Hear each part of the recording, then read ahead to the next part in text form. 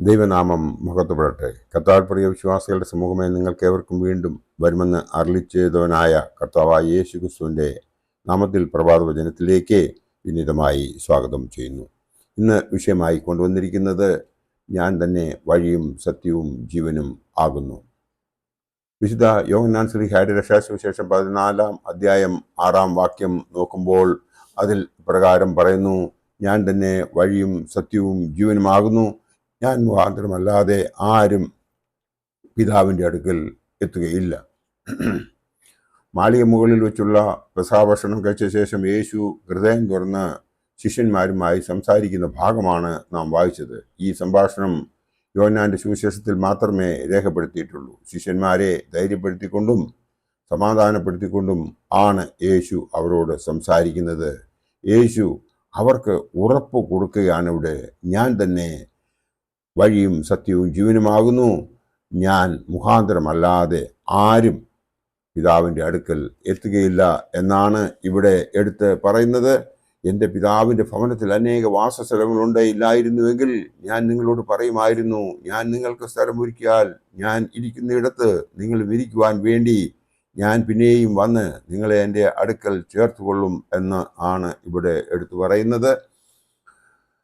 വഴി, സത്യം, ജീവൻ, ഈ 3 വാക്കുകളിലൂടെ നമുക്ക് നമ്മുടെ ധ്യാനത്തെ തിരുവചനത്തിലൂടെ ഒന്ന് കാണുവാൻ ശ്രമിക്കാം. ഞാൻ ആകുന്നു വഴി. മനുഷ്യൻ സഞ്ചരിക്കുന്നതായ വഴിയെക്കുറിച്ചാണ് ഇവിടെ പറയുന്നത്. ആവർത്തന പുസ്തകം 5-ാം അധ്യായം 32-ാം വാക്യം നാം നോക്കുമ്പോൾ അതിൽ ഇപ്രകാരം പറയുന്നു, ആകയാൽ നിങ്ങളുടെ ദൈവമായ യഹോവ നിങ്ങളോട് കൽപ്പിച്ചതുപോലെ ചെയ്യുവാൻ ജാഗ്രതയായിരിപ്പീൻ. ഇടത്തോട്ടോ വലത്തോട്ടോ എങ്കിലും നിങ്ങൾ മാറരുത് എന്ന് പറയുന്നു. 33-ാം വാക്യത്തിൽ നിങ്ങൾ ജീവിച്ചിരിക്കേണ്ടതിനും നിങ്ങൾക്ക് നന്നായിരിക്കേണ്ടതിനും നിങ്ങൾ കൈവശമാക്കുന്ന ദേശത്ത് ദീർഘായുസ്സോടിരിക്കേണ്ടതിനും നിങ്ങളുടെ ദൈവമായ യഹോവ നിങ്ങളോട് കൽപ്പിച്ചിട്ടുള്ള എല്ലാ വഴികളിലും നടപ്പീൻ എന്നാണ് ഇവിടെ പ്രത്യേകം എടുത്ത് പറയുന്നത്. മഹത്വമുള്ളവനായ യെശയ്യാ പ്രവാചകന്റെ പുസ്തകം 30-ാം അധ്യായം 21-ാം വാക്യത്തിലും എന്താണ് പറയുന്നത് എന്ന് നമുക്കൊന്ന് നോക്കാം. നിങ്ങൾ വലത്തോട്ടോ ഇടത്തോട്ടോ തിരിയുമ്പോൾ വഴി ഇതാകുന്നു, ഇതിൽ നടന്നുകൊള്ളുവീൻ എന്നൊരു വാക്കും പുറകിൽ നിന്ന് കേൾക്കും എന്ന് പറയുന്നതായി ഈ വേദഭാഗം നമ്മോട് പറയുന്നു. മനുഷ്യന്റെ ജീവിതയാത്ര നിയന്ത്രിക്കുവാൻ ദൈവം നൽകിയിട്ടുള്ള പ്രമാണങ്ങളാണ് നാം ഇവിടെ ഈ വഴികൾ എന്ന് വിവക്ഷിച്ചിരിക്കുന്നത്. നിങ്ങൾ തെറ്റായ പാതയിലൂടെ നടക്കാതിരിക്കുക എന്ന് പ്രേരിപ്പിക്കുന്ന ആ ശബ്ദം നമ്മൾ കേൾക്കുന്നത് നമ്മുടെ ജീവനുള്ള ദൈവത്തിൽ നിന്നും ആണ് എന്നുള്ളത് നാം മറക്കാതിരിക്കുന്നത് ഏറ്റവും നന്നായിരിക്കും എന്ന് മാത്രം ഈ അവസരത്തിൽ ഞാൻ ഓർപ്പിക്കുവാൻ ആഗ്രഹിക്കുന്നു. 2ാമത്തെ കാര്യം എന്ന് പറയുന്നത് ഞാൻ സത്യമാകുന്നു. സത്യം എന്നുള്ളത് ദൈവത്തിൻ്റെ പ്രമാണമാണ്. അവ യഥാർത്ഥവും അഴിവില്ലാത്തതുമാകുന്നു എന്ന് കരുതി സങ്കീർത്തനക്കാരൻ പറയുന്ന അത് നമുക്ക് നോക്കാം. 86-ാം സങ്കീർത്തനം 11-ാം വാക്യത്തിൽ എന്താണ് പറയുന്നതെന്ന് നോക്കാം. യഹോവേ, നിന്റെ വഴി എനിക്ക് കാണിച്ചു തരണമേ, എന്നാൽ ഞാൻ നിന്റെ സത്യത്തിൽ നടക്കും. നിന്റെ നാമത്തെ ഭയപ്പെടുവാൻ എൻ്റെ ഹൃദയത്തെ ഏകാഗ്രമാക്കണമേ എന്നാണ് പറയുന്നത്. ഇവിടെ വഴിയും സത്യവും ഒന്നിച്ചാണ് നമ്മെ വചനം കാണിച്ചു തരുന്നത്. പുതിയ നിയമത്തിൽ യോഹന്നാന്റെ സുവിശേഷമാണ് സത്യമെന്നതിന് വലിയ പ്രാധാന്യം നൽകിയിട്ടുള്ളത് എന്ന് നാം അതിനെ ശരിയായ രീതിയിൽ അർത്ഥം മനസ്സിലാക്കി വായിക്കുന്നുവെങ്കിൽ നമുക്ക് അത് മനസ്സിലാക്കുവാൻ സാധിക്കും.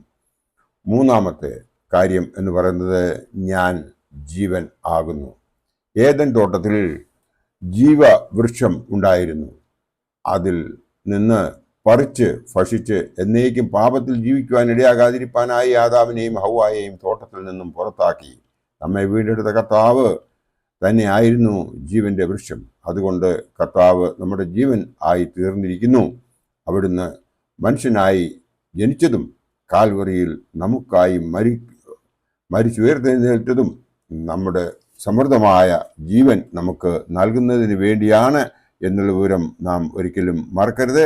വിശുദ്ധ യോഹന്നാൻ ശ്ലീഹ പൊതുവിലെഴുതിയ 1-ാം ലേഖനം 5-ാം അധ്യായം 12-ാം വാക്യത്തിൽ പ്രകാരം പറയുന്നു, പുത്രനുള്ളവന് ജീവനുണ്ട്, ദൈവപുത്രനില്ലാത്തവന് ജീവനില്ല എന്നാണ് ഇവിടെ എടുത്ത് പറഞ്ഞിരിക്കുന്നത്.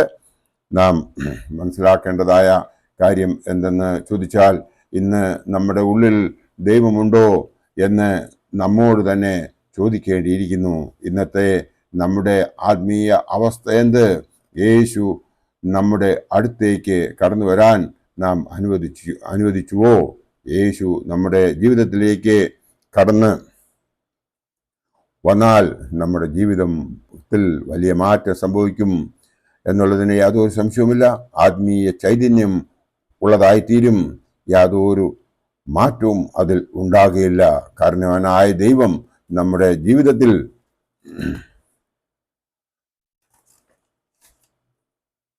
വഴിയും സത്യവും ജീവനുമായി തീരട്ടെ എന്ന് മാത്രം ഈ അവസരത്തിൽ ഓർപ്പിച്ചുകൊണ്ട് നമുക്ക് കണ്ണുകളടച്ച് ഒരു നിമിഷം നമുക്ക് പ്രാർത്ഥിക്കാം.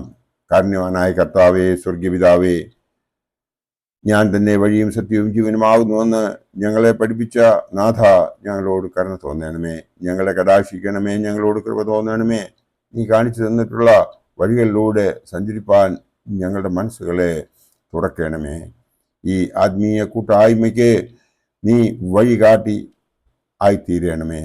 നീ എന്ന സത്യത്തെ അറിഞ്ഞ് ജീവിക്കുവാൻ സംഗതിയാക്കണമേ. നിന്റെ ജീവൻ ഞങ്ങളിൽ വസിപ്പിക്കണമേ. ഞങ്ങളുടെ തെറ്റുകളെ പൊറുക്കണമേ. ഞങ്ങളോട് കരുണ കാണിക്കണമേ. ഞങ്ങളോട് ഉത്തരമറയണമേ. ഞങ്ങളെ എല്ലാവരെയും നിന്റെ പാദാങ്കരം സമർപ്പിക്കുന്നു. അപകടമരണത്തിൽ നിന്നും മാരകമായ രോഗങ്ങളിൽ നിന്നും ഞങ്ങളെ കാത്തുകൊള്ളണമേ. ഞങ്ങളെല്ലാവരെയും നിന്റെ തൃപാദത്തിൽ സമർപ്പിക്കുന്നു. ഞങ്ങളുടെ ഈ എളിയ പ്രാർത്ഥന അനന്യാവ്, ആശ്ചര്യാവ്, മീശായൽ, ദാനിയേൽ എന്നീ പൈതങ്ങളുടെ പ്രാർത്ഥനകൾ സ്വീകരിച്ചതുപോലെ നീ കൈക്കൊള്ളണമേ. ഞങ്ങളെല്ലാവരും ചേർന്ന് നിനക്കും നിന്റെ പിതാവിനും പരിശുദ്ധ റൂഹായിക്കും സ്തുതിയും സ്തോത്രവും അർപ്പിക്കുന്നു. ആമീൻ. നമ്മളെ എല്ലാവരെയും ദൈവം അനുഗ്രഹിക്കട്ടെ. എൻ്റെ വാക്കുകൾ ഇവിടെ ഉപസംഹരിക്കട്ടെ. നന്ദി, നമസ്കാരം.